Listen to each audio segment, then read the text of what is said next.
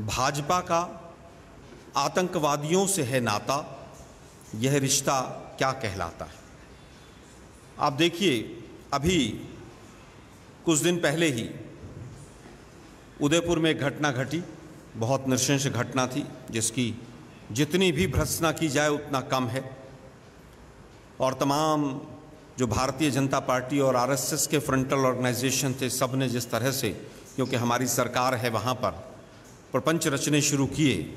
लेकिन जैसे जैसे जांच आगे बढ़ी तो पता चला कि जो मुख्य आरोपी है मोहम्मद रियाज अट्टारी, वो भारतीय जनता पार्टी का सदस्य है। भारतीय जनता पार्टी की उदयपुर यूनिट ने उसको ज्वाइन कराया। उसके बाद जो पूर्व वहाँ के गृह मंत्री थे गुलाब चंद कटारिया जी, उनके साथ उसके फ़ोटो वायरल होने शुरू हो गए। उसके बाद फिर कटारिया जी के जो दामाद अतुल थे, उनसे भी संबंधों का खुलासा होने लगा।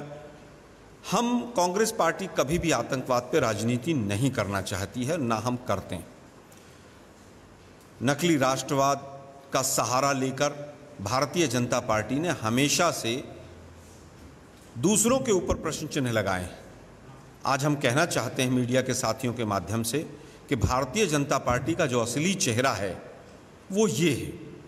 इसके बाद अगर दूसरी घटना हम देखें तो अभी कुछ दिन पहले ही जम्मू कश्मीर में तालिब हुसैन, एक आतंकवादी को पकड़ा गया। ये भारतीय जनता पार्टी की वहाँ की जो जम्मू रीजनल प्रोविंस की जो यूनिट थी, उसके माइनॉरिटी सेल के आईटी के हेड थे। और आप देखिए कि किस तरह से भारतीय जनता पार्टी के तमाम लीडर्स, यहाँ तक कि देश के गृह मंत्री माननीय अमित शाह जी जब वहाँ पर गए तो उनके बिल्कुल बगल में पीछे खड़ा हुआ था। देश के गृह मंत्री की जान को भी खतरा हो सकता है। और वहाँ के प्रदेश के उनके अध्यक्ष रैना जी और तमाम लोगों के साथ सामने फ़ोटो आया। भारतीय जनता पार्टी ने किस तरह से ऐसे लोगों को अपने यहाँ पर मिलाया है, क्या इसके पीछे कोई साजिश है, जानबूझकर किया गया है, आज देश की जनता ये जानना चाहती है। अभी पीछे महाराष्ट्र में भी एक घटना घटी थी, अमरावती में कई दिन तक बड़ा वो रहा, वो भी बड़ी नृशंस घटना थी। एक ब्लाइंड मर्डर से शुरू होकर और जिस तरह से वो नुपुर शर्मा से होते हुए और बाकी तथ्य सामने आए, उसमें भी जो मुख्य आरोपी है वो वहाँ की जो सांसद हैं नवनीत राणा, निर्दलीय सांसद हैं, लेकिन अक्सर मुद्दों पर भाजपा के साथ वो खड़ी हुई नज़र आती हैं।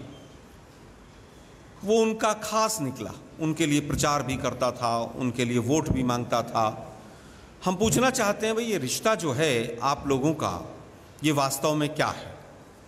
इससे पहले कुछ दिन पहले भी हमने देखा आसाम के अंदर, आसाम में एक बीजेपी के, इनफैक्ट पहले वो कहीं ना कहीं संदिग्ध गतिविधियों में रहे, उसके बाद उन्होंने बीजेपी को ज्वाइन किया।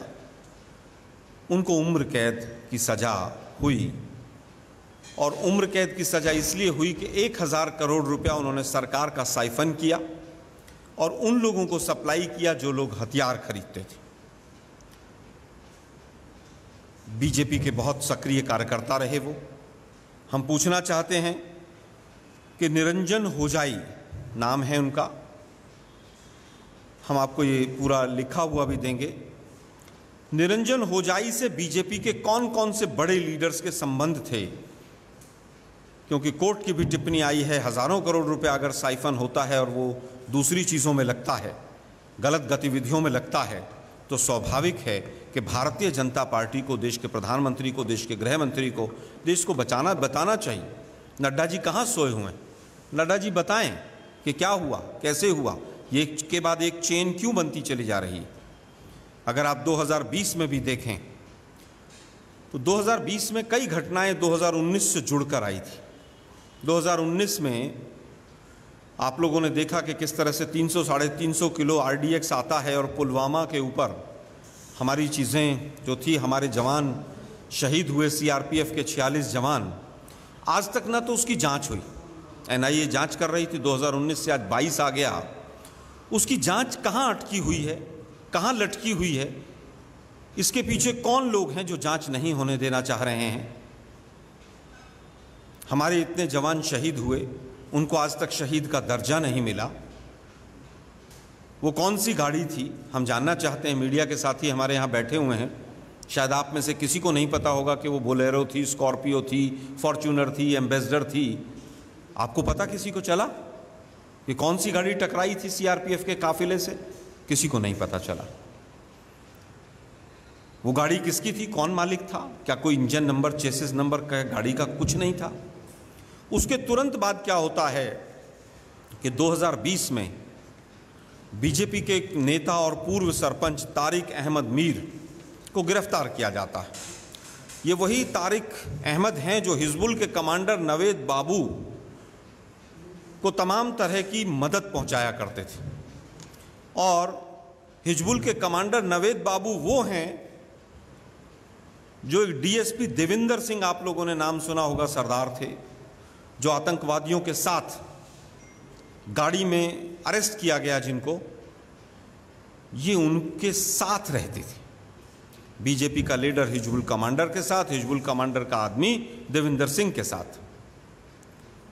जांच होनी चाहिए थी, लेकिन दुर्भाग्य कि देविंदर सिंह को नौकरी से तो निकाल दिया वहां की सरकार ने, भाजपा की सरकार ने, क्योंकि केंद्र शासित प्रदेश है इस समय पर। एलजी साहब जो हैं मनोज सिन्हा, उन्होंने कहा कि हम इनको नौकरी से निकाल रहे हैं, लेकिन फाइल पर नोटिंग लिखी गई कि इनकी जांच आगे इसलिए नहीं की जा सकती है कि ये राष्ट्रहित में नहीं। एक व्यक्ति जो असले के साथ, हथियारों के साथ, आतंकवादियों के साथ पकड़ा जाता है, जो पुलिस का डीएसपी है, उसकी जांच इसलिए ना हो कि राष्ट्रहित में नहीं होगी। ये कौन सा राष्ट्रहित है? या ये भाजपा हित है कहीं पर, या भाजपा के लीडर्स को बचाने के लिए उस जांच को रोका गया? और ऑफिशियल नोटिंग अगर एलजी करते हैं, ये बहुत दुर्भाग्यपूर्ण है। लेकिन ठीक है, ये तो कठपुतली हैं। हम तो उनके आकाओं से सवाल पूछना चाहते हैं। अमित शाह जी हैं, अजीत डोभाल हैं, मोदी साहब हैं। हम उनसे पूछना चाहते हैं कि भाई जांच क्यों रोक दी गई?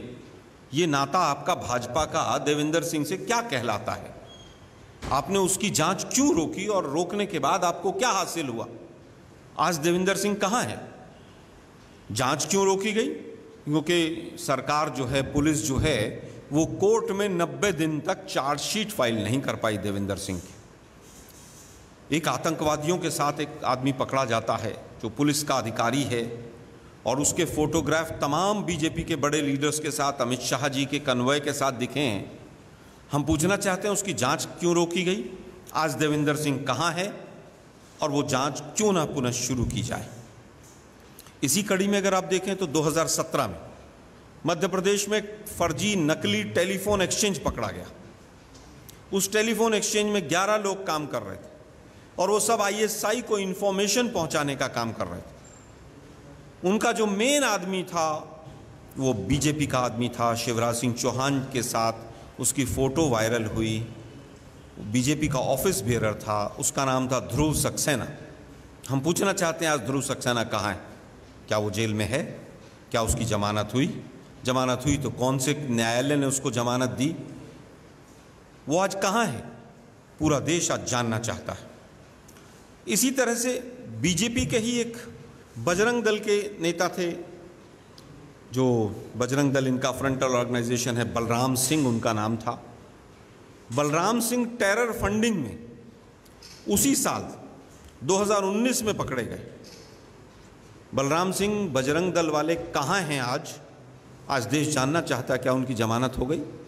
आज हालात ये हैं कि जो आतंकवादियों के साथ दिखते हैं, जो आतंकवाद करते हुए दिखते हैं, जो समाज में वैमनस्य फैलाते हैं, उनको जमानतें मिल जाती हैं, और बाकी लोग क्या हर्ष जी रहे हैं वो पूरा देश आज देख रहा है। इसी कड़ी में बीजेपी ने एक आतंकवादी को जम्मू कश्मीर में अपना मेंबर बनाया, फिर उसके बाद उसको टिकट दिया। मोहम्मद फारूक खान, ये श्रीनगर में इनका कॉरपोरेशन का मेंबर भी रहा, टिकट दिया इनको, प्रत्याशी रहा इनका ये, और ये पूरी तरह से आतंकवादी घटनाओं में लिप्त रहा। अब हमारे कुछ सवाल हैं, हम जानना चाहते हैं 200 किलो आरडीएक्स कहाँ से आया? पुलवामा जहां पर चिड़िया भी पर नहीं मार सकती थी, उसकी जांच कहां तक पहुंची? दूसरी चीज, ये बीजेपी का जो आतंकवादियों के साथ संबंध हर थोड़े थोड़े दिन के बाद निकलता हुआ चला आ रहा है और उसके बाद ये दूसरी तरफ घड़ियाली आंसू बहाते हैं, इसका क्या कारण है?